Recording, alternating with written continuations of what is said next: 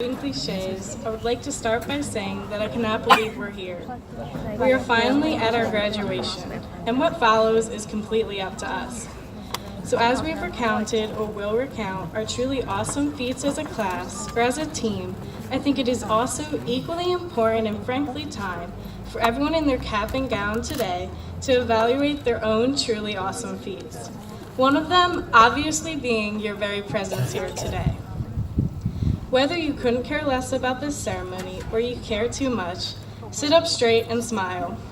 Your family and friends are watching, and I would strongly encourage you to not make for some funny picture material.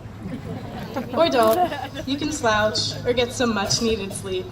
It's not up to me to make you do anything, and honestly, it isn't up to anyone anymore. You are, in all senses of the word, free. While I am so happy to be free, I am also just so happy to be relatively happy.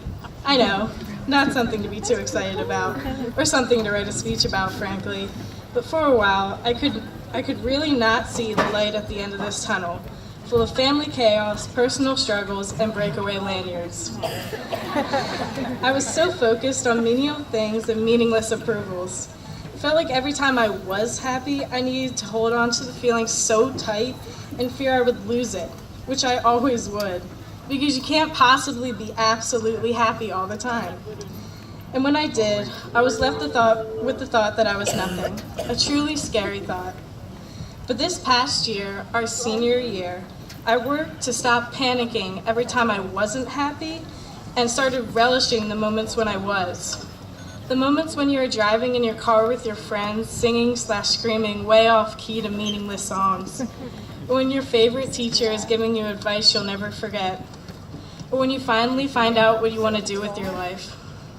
While these could very well apply to myself, I'm sure most of you can relate and have felt the contentment that comes with moments like these and the many more that mirror them, that I'm sure the people that are still awake are thinking about right now.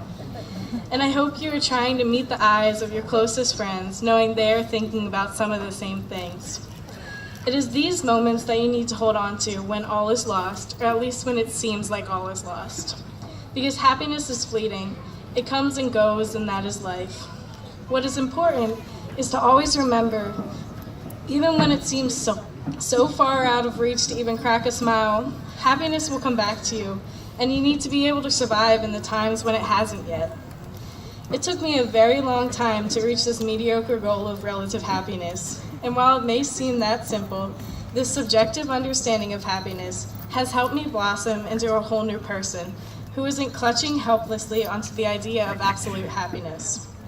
In accordance with this huge cliche, I want to thank those who helped me reach this goal. Because of all the things I have accomplished, I am most proud of this one. This is for the long run. So thank you, Haley DeMuzio, Sarah Jackson, and Ryan O'Keefe for our wonderful car rides.